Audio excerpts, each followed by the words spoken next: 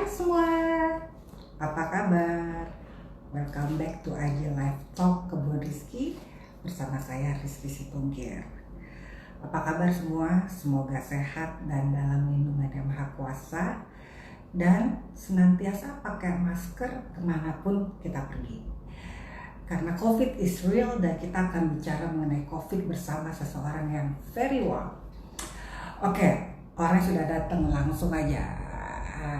Oke, siapakah dia pembicara kali ini? Wah, dia tak lain dan tak bukan adalah Lati. Bisa dengar nggak? Bisa, bisa. Oke. Tapi oke, can you hear me? Yes. Oke, guys, our guest speaker today is very special. Ya, selain cantik, ini gue lagi drama, Terus dong lo kalau gitu puji-puji terus supaya gue makin semangat. Ini kita bodoh gitu. Oke. Selain dia cantik ya dan juga seorang dokter, Aha. very kind dan very helpful, dan terutama dia seorang dokter yang juga seorang mom of 3 boys. Benar nggak nih? Betul sekali.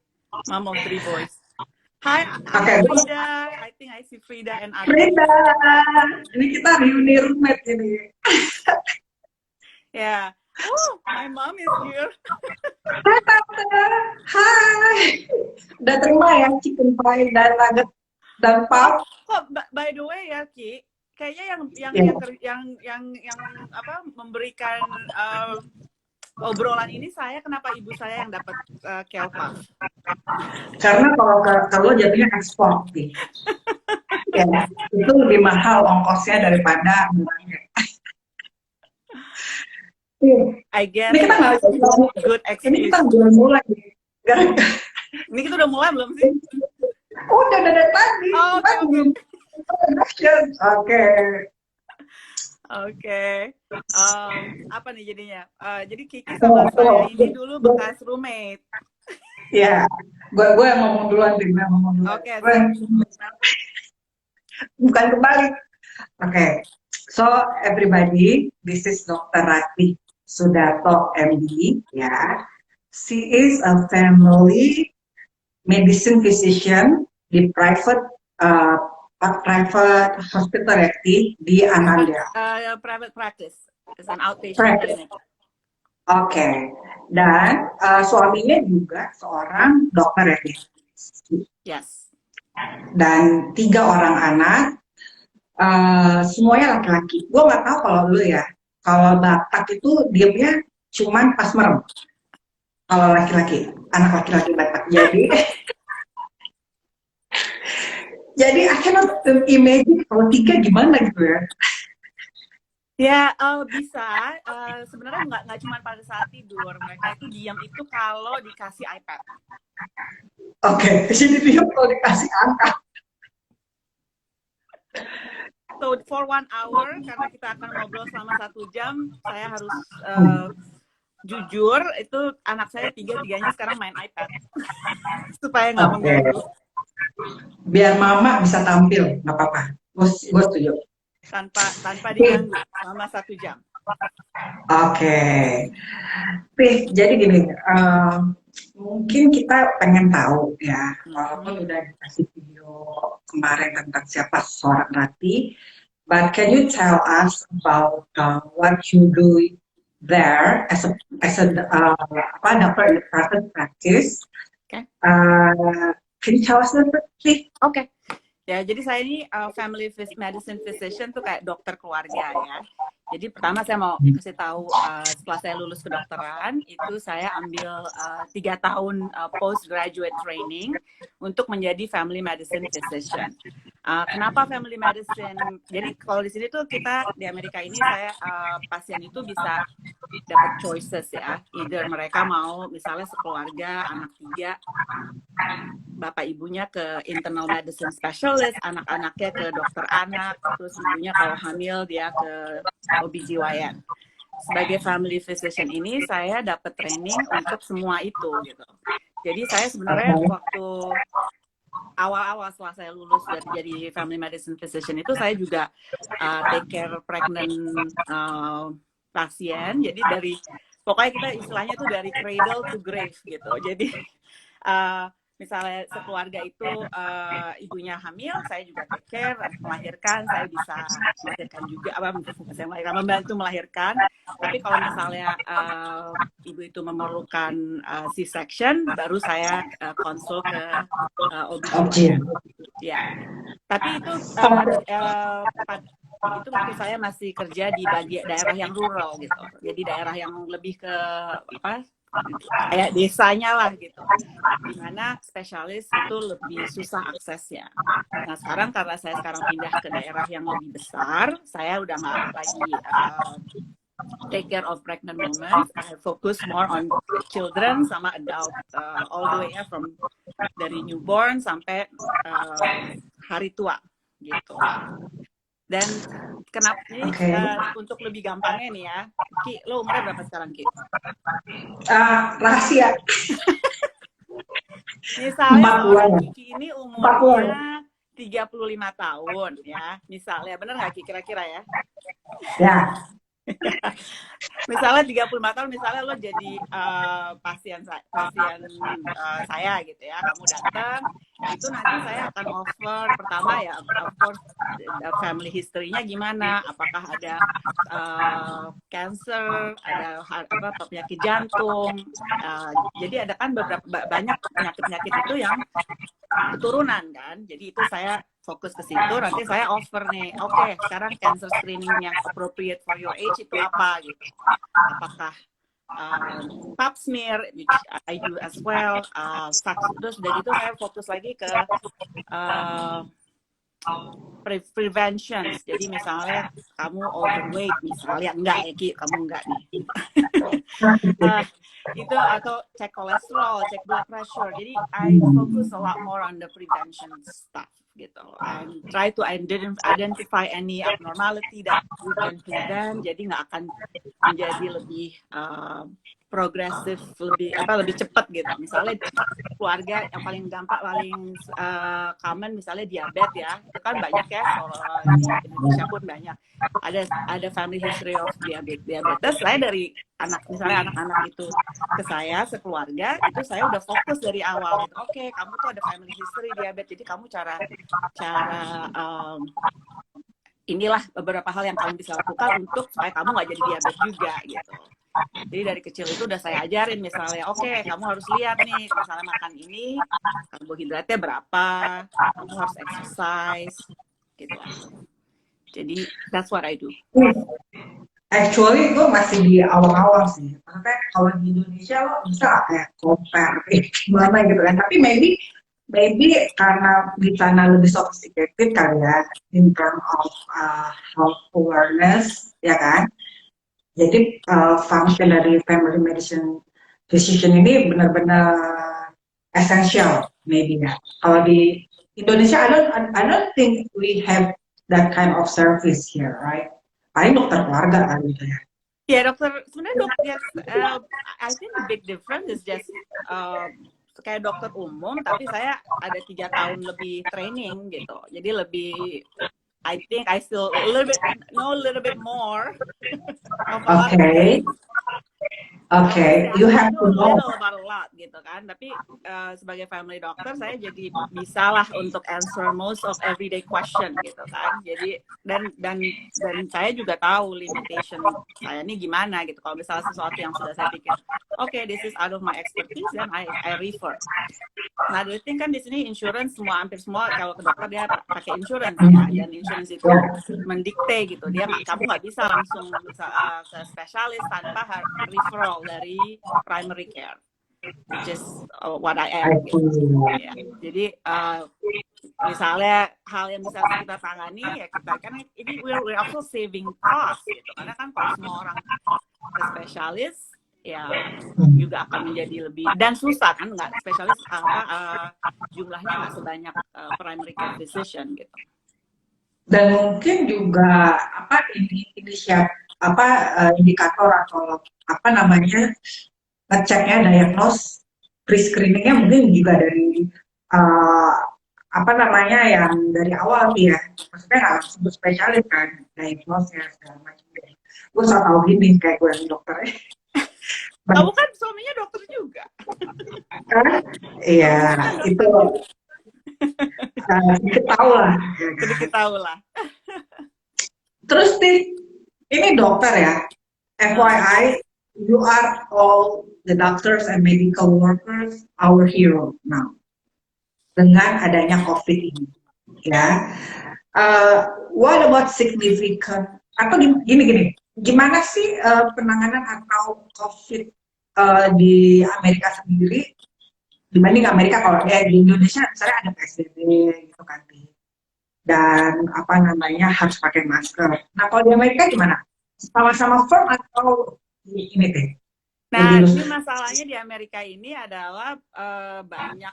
Jadi nggak ada ini loh, nggak ada national mandate gitu. Jadi semua per state. Dari masing-masing provinsi ini si governor yang bikin rules gitu. Jadi saya di Virginia ini beda sama di New York, beda sama di California. Makanya inilah yang membuat kita juga sebagai ahli kesehatan frustasi juga gitu. Karena kan penduduk travel tetap travel kan. Jadi kalau misalnya di Virginia ini kita lumayan one of the best lah ya compared to other states as far as keberhasilan kita untuk menekan angka positive rate, angka infeksi gitu ya, dan rumah sakit di sini nggak overwhelm, kita nggak bisa menangani lah ya. Tapi kan ya penduduk sini juga misalnya dia ke provinsi lain dia balik kan juga bisa liburan segala macam ya, jadi ya tetap juga gitu kita ya inilah makanya frustasi karena cara untuk menanganinya ini nggak nasional gitu, lebih ke per state. Ya. I see. Jadi kalau kayak di Indonesia sekarang juga gitu nggak? Maksudnya kayak DKI sendiri, Jawa Barat sendiri, ya kan? Jadi agak susah juga itu. Iya, jadi apa namanya? Ini memang gue pikir cuma Indonesia doang, ternyata Amerika pun sama frustasinya dengan tindakan si government terhadap COVID ya. Tapi kita ngomong di masalah yang bagian medical ya. Misalnya gini, kalau di rumah sakit sendiri atau di private practice tempat lo praktek, itu orang boleh datang bebas nggak atau harus dengan special condition yang udah worse banget baru boleh ke rumah sakit? Atau ya, jadi gini ya. Saya kan di private practice di klinik biasa nih ya, saya pasien itu misalnya dia mau datang kan dia telepon, dia bikin appointment. Begitu kita tahu dia bilang oke, saya ada fever, ada sesuatu yang membuat kita curiga kalau dia punya COVID, itu mereka nggak bisa datang ke klinik. Okay. Jadi saya visitnya itu melalui video call, like telehealth. Terus nanti telehealth, mereka tell me, the symptoms and everything, and then I said, okay, then you need to get tested. Nanti mereka datang, tapi dia stay in the car. So I do testing twice a day. Jadi 2 kali sehari, itu jam sekian pagi sama-sama. Saya udah ada berapa orang ya, misalnya 5 atau 10 orang, ya mereka stay in the car, I went down, and I swab everybody. Gitu. Nanti, tapi saya udah kasih tahu gitu, okay, if your condition worse, I really recommend everybody, all my patients gitu, get the pulse oximetry, which is to check oxygen saturation. Have it at home. That's one of the way to know. Gitu. If your saturation is below 93%, it's time for you to go to the hospital. Kadang-kadang mereka nyampe ke hospital, COVID testnya belum ada gitu ya. It's okay. They can still handle. The hospital, they also have their own test. Biasanya yang di hospital itu kan lebih cepat hasilnya gitu loh. Tapi sebagai dokter keluarga ini, saya berusaha untuk jangan sampai orang tuh terlalu banyak ke hospital sampai unless they really necessary needed to be in the hospital gitu. Jadi itu kerjaan saya sekarang. Nah, lo Take pakai care. APD itu nggak? Ya iyalah, pakai APD kalau kasih tahu pasien. Lengkap ya? Ya pasien ada juga yang datang biasa, misalnya mereka routine visit. Kan, I also handle other things, follow up hypertension, or they have to do Yeah. all of that stuff. Yeah. So they need to come in, but if they come in, they have to wear mask.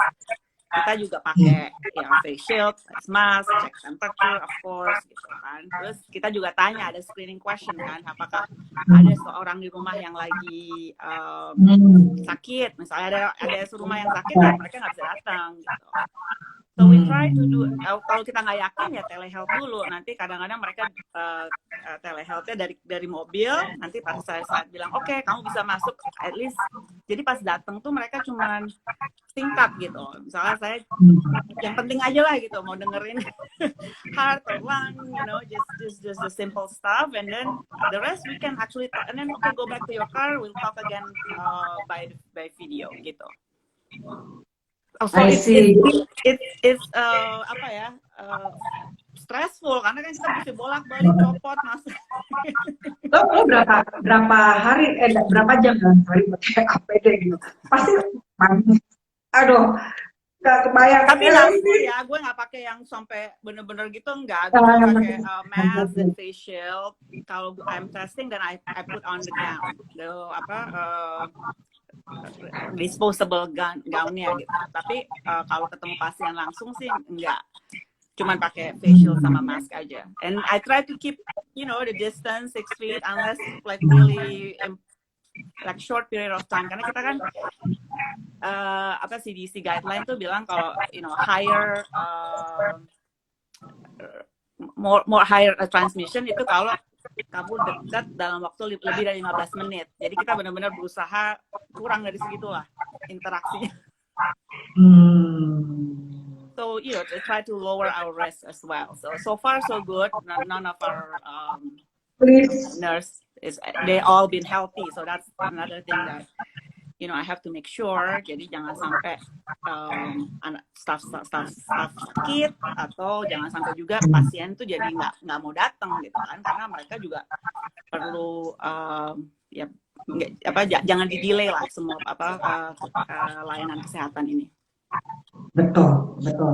Karena ada somehow yang nggak bisa di-delay kan. Misalnya lo dialysis atau cancer, ada yang hal lo nggak bisa di-delay. Emang lo harus ke rumah sakit, misalnya kayak dialysis atau kemo, ya kan? Ya. Oh ya, itu makanya tetap. Dan juga surgery kan, misalnya walaupun elective surgery gitu kan, tapi kalau di-delay nanti malah jadi emergency, ya kan? Jadi misalnya kamu punya gallstone, stone di kantung empedu gitu kan, kalau lebih baik dilakukan surgery itu sebelum become infected gitu. Jadi this is also another thing that another advice gitu kan, you have don't delay your taking care of your health gitu, karena nanti malah jadi lebih parah gitu. Betul. Terus lo pernah nanganin pasien COVID nggak sih? Iyalah. Oh ya? Ya, tapi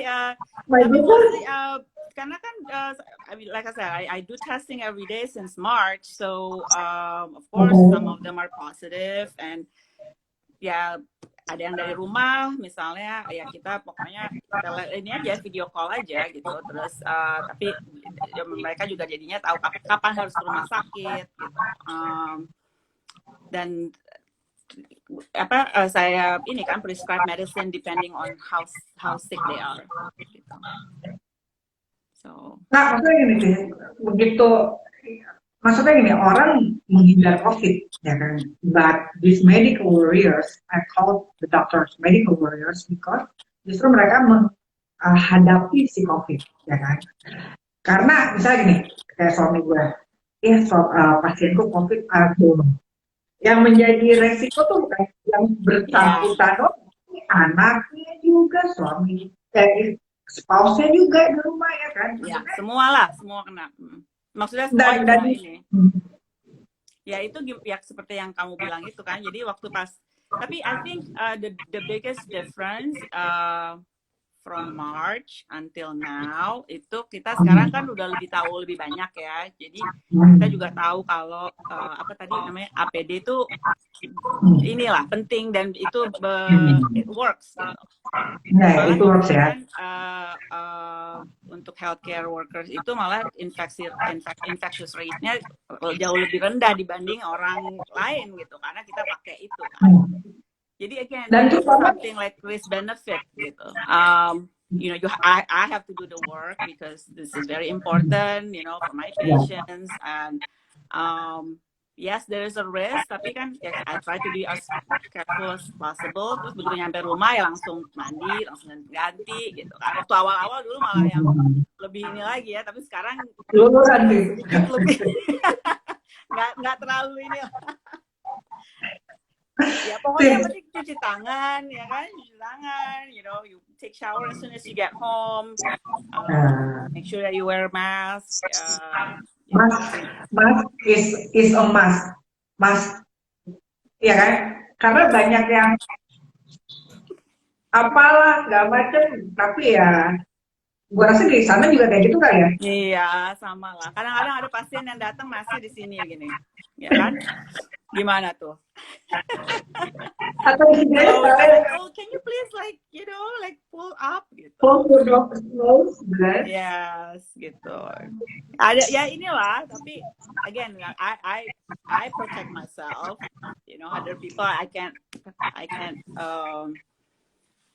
control everybody, right? Yes. So. Ini kita udah hampir setengah jam aja nggak berasa nanti. Oh, ini udah setengah jam kayak. So, gimana anakmu? Nah, mari kita bahas anak lagi. Kayaknya lebih menarik kayak.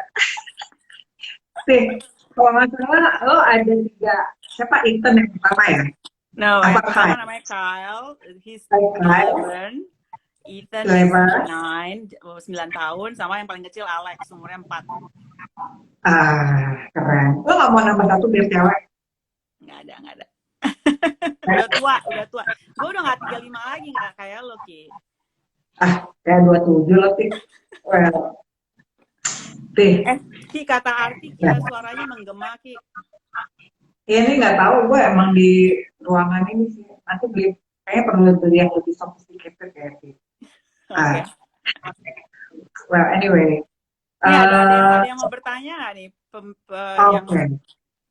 Yang mau bertanya boleh ya, nanya penyakitnya juga boleh, mumpung ada konsultasi gratis. Ya kan? Jadi gini, ada Olivia loh, Ino Orjowe. Hai Ino. Jadi pertanyaannya gini tuh, ya, gue rasa tuntutan pekerjaan lo sendiri itu udah stres, ya kan? Terus lo harus menghadapi 3 orang anak yang very aktif, ya. Nah, apalagi sekarang ada yang namanya school from home. Pertanyaan gue. School from home. School from home. Ya, itu tadi ada pertanyaan, tapi ini pertanyaannya adalah, pertama, how do you find atau response to school from home? Do you find it difficult atau ada masalah nanti? Boleh nggak share? Oke, kan anak saya 3 nih, umurnya 4, 9, dan 11. Kalau yang 4 tahun, sekolah dari rumah itu udah kacau ya, karena ya dia nggak bisa ya di depan komputer untuk lebih dari setengah jam tuh udah bosen gitu kan. Jadi it's not really conducive lah ya, maksudnya jadi for him it's not working at all. Like udah kita cara segala macam enggak lah gitu ya. Pokoknya I think we have it on, tapi he'll say something, he stay for like 20 minutes and then he's doing something else, which is fine. Untuk yang umur 9, umur 11, it's actually working fine. malah saya ngerasa ada advantage-nya gitu. Advantage-nya adalah saya jadi lebih tahu yang mereka kerjain itu apa. Sebelumnya kan sama sekali nggak tahu ya, karena apalagi nggak tahu ya kalau anak-anak lo ya Ki, tapi anak gue tuh kalau pulang misalnya kita tanya tadi belajar apa, PR-nya apa, ini apa, nggak pernah mau cerita gitu, ya kan? Jadi kita nggak tahu apa yang dipelajarin gitu sebelumnya. Sekarang karena semuanya Google Classroom, kita dapat email, I think communication with the teachers actually a lot better gitu.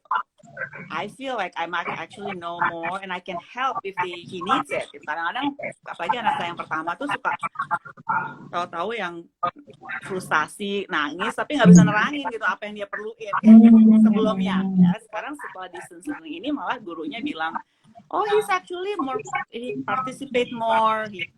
Dan itu juga karena anak saya ini agak-agak ini ya, pemalu gitulah yang paling besar nih. Jadi kalau dulu di kelas itu dia nggak mau gitu tunjuk tangan, atau kalau dia ada sesuatu yang dia nggak ngerti itu dia nggak akan nanya gitu. Jadi karena dia di rumah lebih comfortable, justru dia mau, karena dia bisa lewat chat atau bisa turn off the video when he wants to ask question. I don't know, there's ways that jadinya dia nggak terlalu malu gitu justru. So that's I think the advantage. The disadvantage atau kekurangannya obviously itu kan screen time ya, jadi lagi berjam-jam itu kan bikin juga nggak tahu ya Ki udah ngerasa belum sakit leher ya kan, pusing, you know, you're straining your eyes gitu. So that's really important to this is also something that I tell my patients gitu. Okay, you need to make sure you stretch gitu, you make sure that you hydrate well, minum yang banyak gitu. Terus udah gitu untuk prevent eye straining tuh ideally gitu every 20 minutes. It is easy thing. Every 20 minutes you take break for 20 seconds to look out objects 20 feet apart. Nah, gue nggak tahu 20 feet tuh kalau di meter berapa tuh? 23. 20 feet berapa tuh? So anyway, so that's look at the object a little bit far gitu ya. Itu tuh important for your eyes, karena kalau enggak nanti pasti makin banyak tuh yang pakai kacamata. Yeah, so we don't see it yet, right? Tapi nanti by next year, I think that will affect your again because of the straining of the eyes. So stretching is very important. At least every hour, you know, get up, stretch, just like few seconds. Those things. So because I you know that's my oh, another thing, kadang-kadang suka ini kan mereka pernah nggak minum. Depan situ nggak minum, nggak gerak ya kan. Terus udah gitu. Also the nutrition, like if you know the breakfast and the lunch, you make sure that it's not like high in sugar, karena kan pasti bikin lebih capek gitu kan. Terus jadi itu juga penting gitu, lebih ke arah like lebih banyakin protein intake dibanding karbohidrat gitu contohnya. Okay, so you concern more into physical inilah ya challenge, maksudnya tapi in terms of kurikulum segala macam nggak ada kesulitan ya, mungkin karena udah pada saving. Sekarang udah jauh lebih bagus karena kan kita udah belajar dari bulan Maret ya, waktu bulan Maret sekolah tutup itu kacau ya kan, karena guru juga masih belum prepare kan. So I think they've learned. So by now it's actually quite good. Gitu. I think the material and everything is actually okay lah. Gitu. I'm not really concerned. Kalau fokus, atensi gitu gak ada masalah. Karena gini, contohnya anak gue. Masalah dong. Pernah gue nge-gap lagi main game. Iya kayak gini. Harus pakai parental control kan. Oh mereka dapat ini, mereka dapat laptop dari sekolah. Laptop dari sekolah nggak bisa tuh main game. I see. Perlu tuh gue pasang tuh kayaknya ya. Iyalah, perlu lah, harus. Kalau nggak pasang kamera gitu dari so you can see what they're doing. I mean, you know, you waktu lo kecil juga kayaknya pasti pernah dong kabur-kabur dikit atau nggak apa-apa ya. Banyakan kabur kayaknya. Terus kan kalau nggak salah they are very active ya, pasti dong boys dan uh, mereka sportsnya swimming ya Ti ya. No, they actually play multiple sport, soccer, swimming. Tapi ya itu yang paling the main thing is swimming karena itu paling aman deh kalau di zaman COVID nih karena kan chlorine water it kills everything. So fortunately the pool is open, has been open since May. Jadi mereka swimming 4 times a week. Oh jadi nggak apa-apa ya? So far sih oke ya karena ya itu tapi ini they also do like precautionnya banyak kan gitu. Jadi harus answer all the questions, they have to wear mask all the way before they jump in. Terus if they use all the equipment misalnya apa sih yang buat papannya atau apanya tuh begitu udah kelar iniin lagi gitu ya pokoknya chlorine water kan ibaratnya kayak ini aja ya disinfektan gitu kan. Terus habis itu mereka langsung keluar jadi nggak ada tuh apa ngobrol-ngobrol sama temen apa gitu nggak ada. Dan dibatasin juga misalnya satu lane tuh cuma bisa it start with 1 person, habis itu 2 naik sekarang kayaknya 4 deh tapi mereka juga dijarakin gitu jadi berenangnya tuh gimana lah inilah pokoknya so far it's been working. Terus kita orang tua nggak boleh nonton jadi benar-benar cuma ngedrop ya terus begitu mereka keluar langsung cabut gitu. So that's been and soccer actually udah ini juga sepak bola mereka udah mulai juga itu juga sama gitu datang tetap harus pakai mask terus begitu itu harus apart kalau main ya lepas lah ya. Tapi kan jadi mereka tetap melakukan ekskulnya itu maksudnya berenang sama soccer di dalam pandemi ini gitu ya tapi soccer baru mulai bulan lalu September. Tapi kan gini Ki, kita harus lihat berdasarkan angka dari positif ya, angka infeksi per daerah itu. Jadi kan sebagai misalnya kerja di health department atau in public health itu berdasarkan itu udah kita memutuskan apakah ini bisa dilakukan atau enggak gitu. Karena ini di daerah Virginia ini positivity rate-nya less than 5%, makanya aktivitas itu bisa dilakukan. Tapi kalau misalnya tiba-tiba angkanya tinggi lagi ya nggak bisa. Jadi kita berdasarkan itu melihatnya. Jadi lebih apa sih namanya adaptif lah ya dan responsif terhadap situasi. Karena kalau nggak bisa gila juga kalau ngapa-ngapain ya dengan segitu. Ya, it's not good for your health. Pertanyaan arti kali ya kalau gimana anak-anak aktif ini udah jawab nih bahwa masih berenang dan main soccer sekarang. Main soccer, ya pokoknya they have to have exercise at least. Ya, saya usahain sejam sehari lah harus sport, any sport. Kalau misalnya hari itu nggak ada ya di luar aja main lari-lari gitu kan. Tapi yang penting harus harus aktif. Pakai masker dong kalau keluar. Ya kalau keluarnya di daerah yang nggak ada orang lain ya nggak usah pakai masker. Tapi kalau misalnya ada orang lain ya tentunya pakai masker. Kadang-kadang kalau bisa kita jalan gitu kan there's nobody around us within 20 meters ya it's okay lah ya nggak usah pakai masker. Tapi begitu ada orang papasan ya kita pakai. Oke. Berarti apa namanya? Oh ada lagi pertanyaan tuh gimana supaya nggak depresi?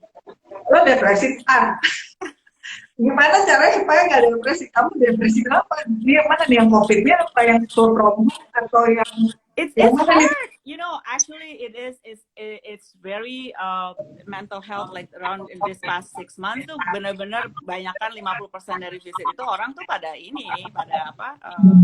Mental disease, anxiety, depression, just being at home. Karena kan sekarang gini aja deh, vitamin D itu kan dapetnya dari matahari, ya kan.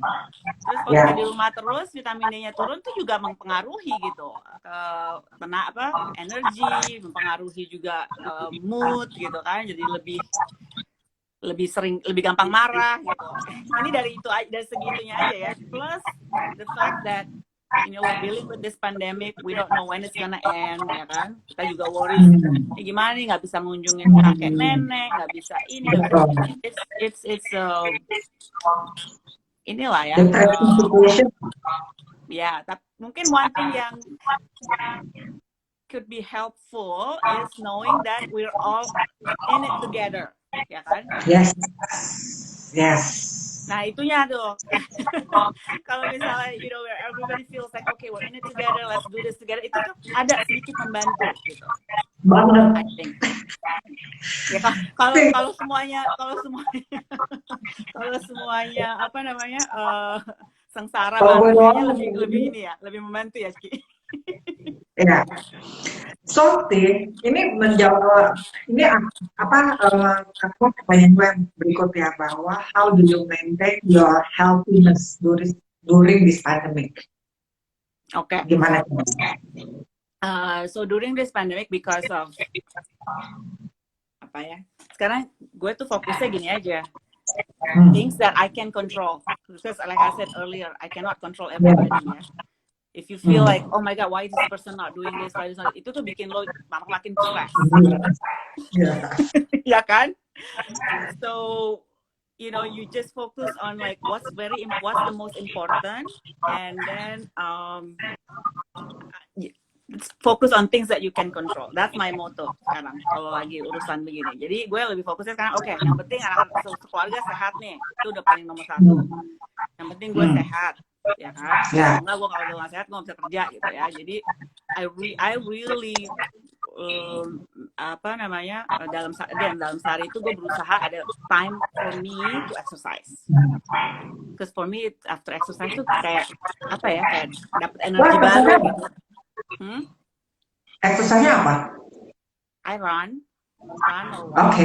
Yeah, so like this morning kan anak saya yang paling besar swimming practice at 6 o'clock. So we woke up around 5:15, and then I took him there, and then I ran and walked for an hour and a half. So that was like, it's just good. It's a good way to start the day. I can't do that every day, obviously. Tapi when I can, at least 3-4 times a week tuh, I try to do that. It's very important during this pandemic karena kalau nggak gitu, itu menurut gue yang buat gue bisa dapat energi. Ya. Meningkatkan. Jadi kayaknya kalau lagi jalan sendiri nggak ada yang gangguin tuh kayak apa? Nggak ada yang nanya-nanya, dok gitu kan, dok tadi tuh tinggi gitu.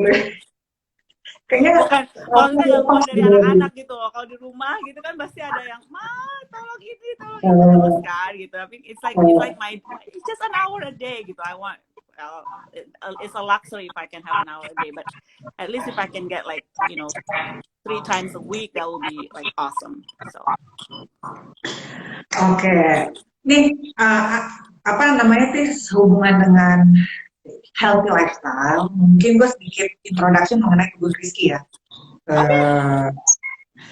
Nah, jadi rumusnya katanya hidup sehat kan, kalau nggak makan sehat, exercise dan rest enough, ya kan?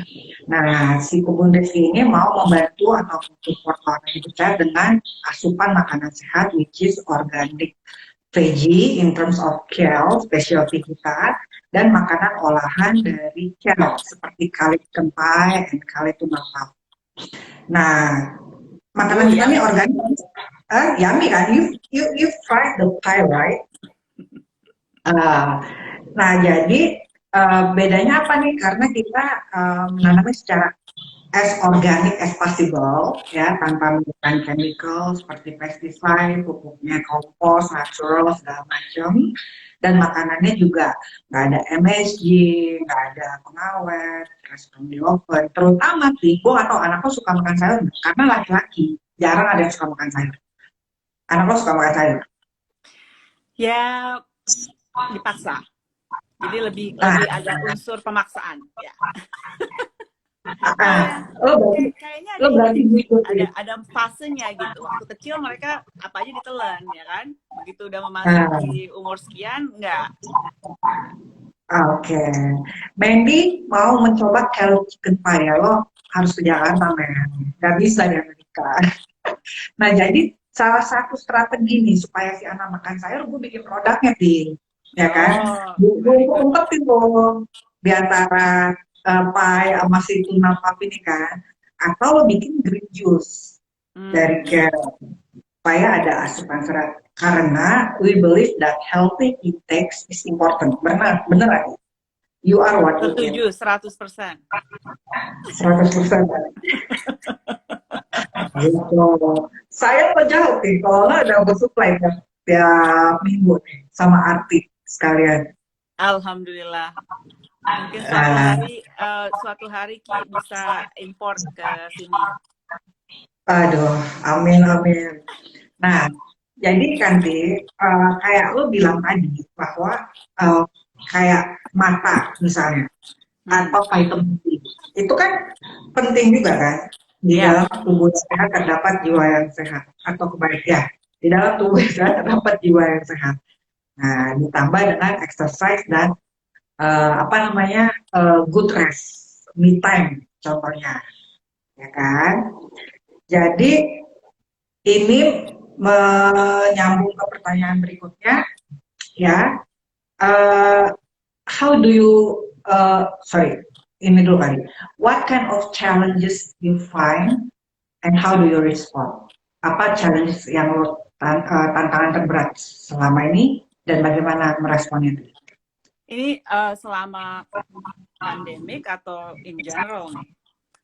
In general and pandemic. Waduh, tantangan terberat ya. Kalau pandemik gue tahu banget nih. Adalah Apa nih kalau abang? ya selama pandemik itu actually the biggest challenge is to fight misinformation. So, Mhm. ya kan banyak nih sekarang ya di mana-mana sosial media ada yang pasang ini, pasang itu segala macam gitu kan. Nggak bener gitu ya. Tapi orang udah main sebar-sebarin atau gimana. Itu tuh yang kadang-kadang bikin kita me I personally feel defeated. Merasa apa sih? Ya itulah kayak Boleh gue interrupt ya. By the way, hmm, last month maybe ya, IG talk gue sama Adita Wahid, which is dia fight hoax di Indonesia nih. Maybe you can ya. check it out. Jadi dia adalah salah satu pejuang anti hoax ya, di mana dia bikin kayak server untuk ngecek berita-berita apakah itu benar atau hoax. Itu bagus loh karena hoax itu sendiri bisa menimbulkan Ya. kebencian. Oh, amat sangat. Dan juga it can actually kill people, right? If they believe in that and they don't do what they're supposed to be doing, and it's just it. And sebagai dokter kan I try to be now because of that. I try to be more present in social media gitu. Kadang-kadang ada yang Betul. forward something to me, I'm like, hey, please don't forward this again. This is what happened. You know, check the website, the actual website. For example, Ya. ada misalnya adalah ya ada yang forward tentang siapa dari John Hopkins, you know, they just use like whatever names, like big name gitu kan. Tapi I said no, did you check the website, is it really coming from there gitu kan, ternyata enggak gitu kan. Tapi Ya. ya itulah, jadi saya berusaha untuk bilang oke, please gitu, jangan main share ya kan, karena itu it can really hurt other people gitu. Don't do that. Betul betul. Dan Termasuk maksudnya ibu gini, saya loh, ibu saya sendiri loh, dulu suka gitu tuh. forward ya. Suka saya, Tante Mita, forward apa ya? Kalau Tante Mita aku percaya banget oh. banget. Nggak, tapi kadang-kadang Tapi sekarang tuh, jadinya orang suka gini, teman-teman tuh suka yang, ini bener nggak gitu. Jadi, and I'm like, I don't mind, you know, just do that before you actually, you know, and then if I have the time, you know, I'll make sure that this is from the right or wrong. reputable. Yeah, so don't just. So that's actually the biggest challenge to Oke. fight the misinformation gitu. Yes, that's what I feel. Yes, yes, yes. Jadi apa namanya tentang hoax sedikit mungkin salah satu cara supaya kita nggak jadi agent untuk meneruskan hoax adalah sebelum kita forward kita harus cek dulu itu Yeah. data valid. Valid atau enggak gitu, make sure where is it coming from gitu. Apa sih suka ini kan, suka ada story dari siapa, anecdotal stories like somebody do this and and you know, this is the cure, this is what you need to do gitu kan. Again, you know, you don't please check the sources, and even if it's true, let's say one person they take A B C D E terus sembuh dari COVID misalnya ya, tapi kan itu it's like one person, it's an anecdotal evidence, it's not, it doesn't mean that that's what's really helping them to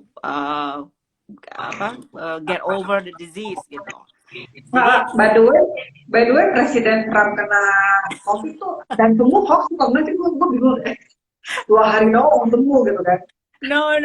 So okay, this is a good topic actually. Ya, sebenarnya baru dibahas juga nih belum lama ini soalnya. Jadi gini, oke. Karena si Presiden Trump ini itu masih juga banyak pertanyaan ya, karena kan kita juga nggak dapat informasinya, nggak 100% dapat gitu. Tapi kita bahas nih, there was like, you know, several infectious disease doctor, everybody's like talking about him, right? Sekarang gini, kalau misalnya kamu terekspos nih Ki, kamu ke party, terus ada orang yang di situ mungkin nggak ada symptoms, tapi dia punya virusnya gitu ya, you get it. Itu usually it takes about 3 days for your test to be positive. Yes. Okay? If you get tested. Terus day number 4 is usually where you the most infectious. Means that you can, itu viral load lo paling tinggi, lo bisa kasih ke orang lebih banyak tuh day 4. Day 5 usually is when you have symptoms. Gitu. Okay. Presiden Trump itu kan dia kayaknya dia dapetnya tuh hari Sabtu.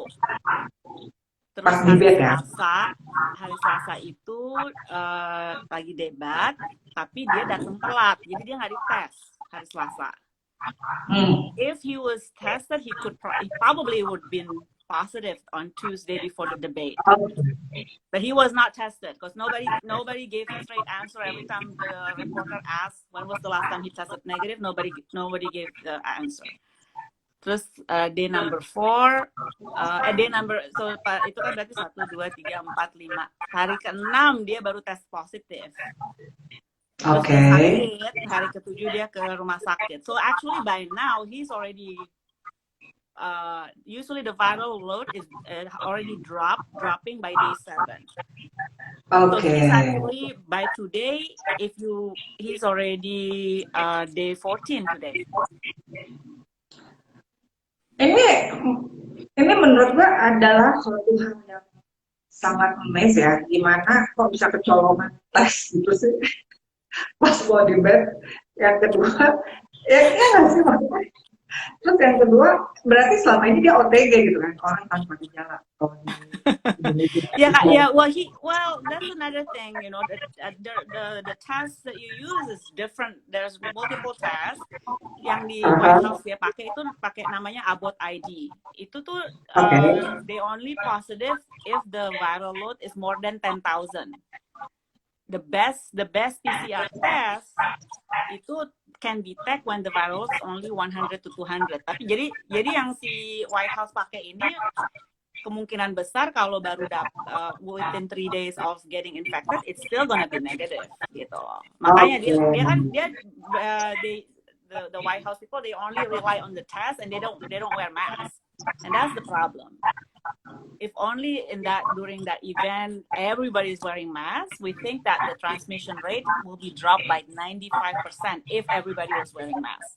But they did not, right? So you only take one person who was having like the worst viral load during that day, was still tested negative, just mingle with hundreds of people, then this is what you get gitu. Yeah. Jadi dia sekarang getting better ya, udah recovering ya. I think he said that he's recovered, but you know he's also not really out of the woods because we're still learning about this disease. We don't know what's the long-term complication, ya kan? So kalau ini apa namanya obatnya atau vaksinnya kira-kira gimana tim khusus di Amerika ada nggak atau penanganan atau apalah gitu? Kalau vaksin belum, sekarang masih phase I believe it's phase 3 trials. They're recruiting more and more people. There's like 3 big company yang trying to get this vaccines ready, maybe before the end of the year, maybe in January. So, tapi kan kita sekarang masih belum tahu nih Waktu itu gue tanya mama yang obat yang ada tersedia di Amerika itu apa namanya? Yang lo bilang itu nggak bisa dikirim ke Indonesia. Oh, Ingat nggak? I think you asked what, Remdesivir? Is that what you asked? Kita lihat. Okay, Remdesivir sekarang udah ada kok di Jakarta. I think, yeah, actually one of my relative was really sick a few weeks ago, and actually she did receive Remdesivir. Remdesivir ini infusion ya, jadi harus di hospital. Lo nggak mungkin kerja dapat itu di rumah. Okay. Yeah, and here we actually reserve it only if you're really sick. Tapi Donald Trump got it, even though he was not that sick. But again, we don't know what was the reason exactly, so we don't know. But he did get it. He did get the Remdesivir. Because, yeah. Oke, udah tinggal 10 menit lagi nih. Ya. Gila, kerasa banget tau nggak? Ya nggak sih, dan nggak ada interupsi dari anak-anak nih. So far gue lihat. Kan mereka kalau dikasih iPad, tenang selama 1 jam. 1 jam lagi. Nanti mereka nanya lagi, bisa nggak tiap minggu kayak gitu? Boleh. Dan anyway, thank you loh. Kita sampai saat ini on call, rupanya jadwalnya masih disempatin loh untuk ID Talk. Thankfully nobody paged me, right? So yes. Tunggu selesai. Nah, sampai ngecek mana dia nih page gue. I don't know. Jangan film. Oke, so gue nggak mau keputus ya. Kita last night list apa tips and suggestion buat viewers nih. Viewers ini gue lihat semuanya anak-anak di sini so far ya. Sama pegawai gue sih ada. Minimal ada yang nonton lah. Ya sekarang lagi malam minggu pada males juga kali ini apa nonton IG live. What do you do in Saturday night over there, Ki? Sunday night. Sekarang Saturday night kan? Saturday night gue gara-gara lo gue jadi IG Talk. Oke. Apa ya tips ya? Let's see.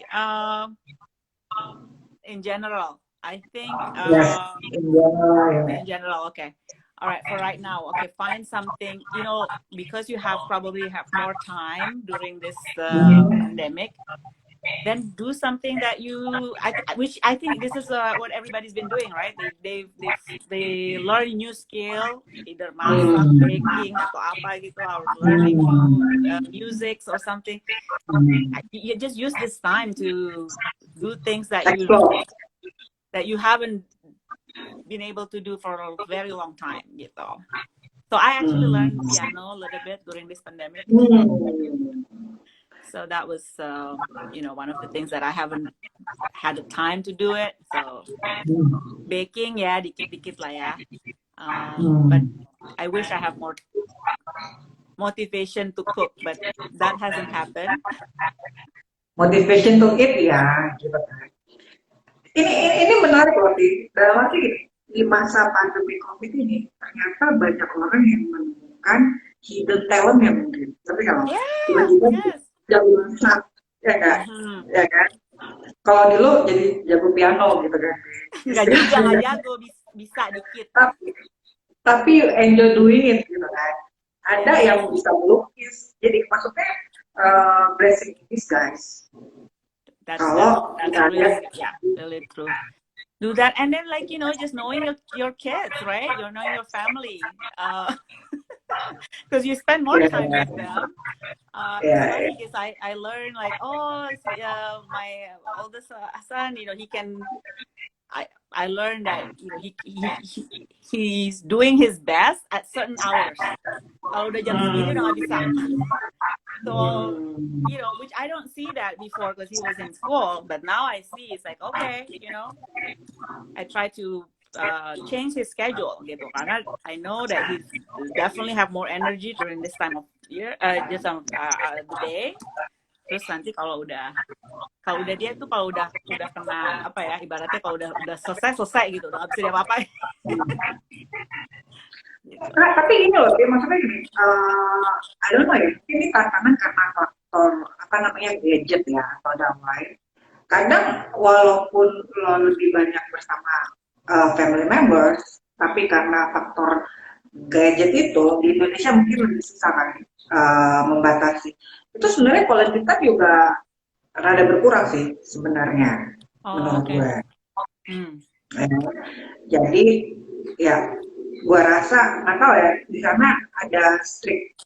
Lo penggunaan gadget atau handphone dibatasi nggak sama anak-anak?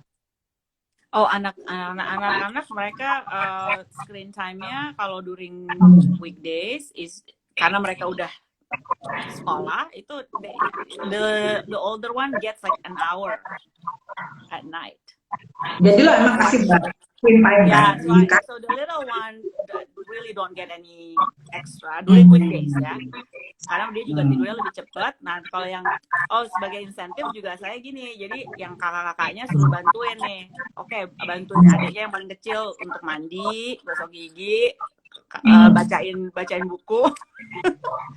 Begitu adiknya udah tidur, kamu boleh nonton sesuatu selama sejam gitu. So that's what I do. It works because they're, that's what they do. If kalau yang kecil belum tidur, mereka nggak bisa nonton gitu. Kalau gue jadi anak lo, gue bilang ini bukan tanggung jawab saya, Mami. I'm still underage.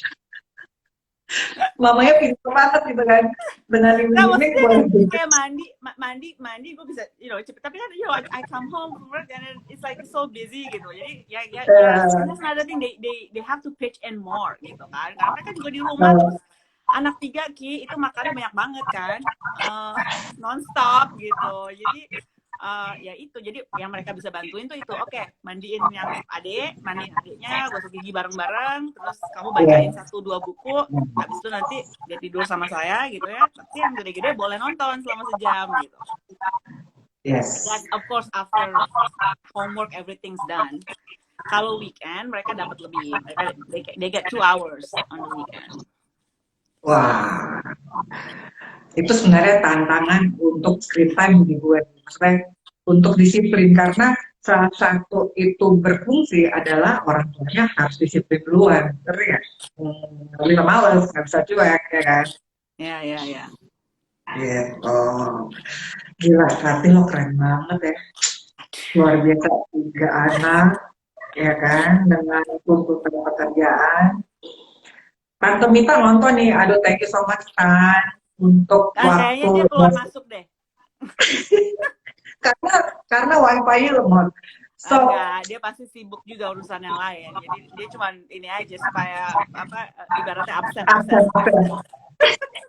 Kalau nggak nonton ntar diomelin ya mana gue. Keluar masuk aja. Oke. Jadi thank you so much ya from Kebun Rizky. Really proud and thankful for your time and willingness to share. Jadi kita dapat sedikit idea gimana jugglingnya seorang dokter dengan 3 anak, ya. Tapi bisa survive ya dengan segala macam trik and strategi, benar ya? Ya pokoknya ya itu tadi Ki, jangan don't strive to like the ideal world gitu, yang penting kita aja lah, yang penting sehat ya kan. Betul, enjoy your life, me time is okay, ya kan, depresi sekali-kali boleh kata Akti tadi, ya kan. No, but if you really depressed, I do actually want to say something. If you really feel like depressed, because sometimes everything is good in your life and you're still depressed anyway, please don't hesitate. Seek treatment or seek help from your doctor. Okay. So that's very important too. So it's not just because sometimes you feel depressed not because you're weak. That's really wrong. Yes, exactly. So you really, if you do feel like you're not motivated, just wanna sleep and not doing anything or something like just like feeling just so sad, make sure you seek help.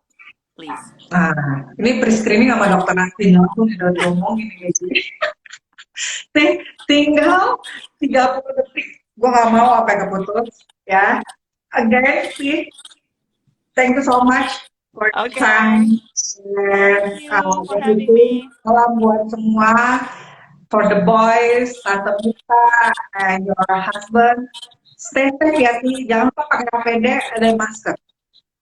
Sip. Thank you, Ki. Bye-bye. Bye.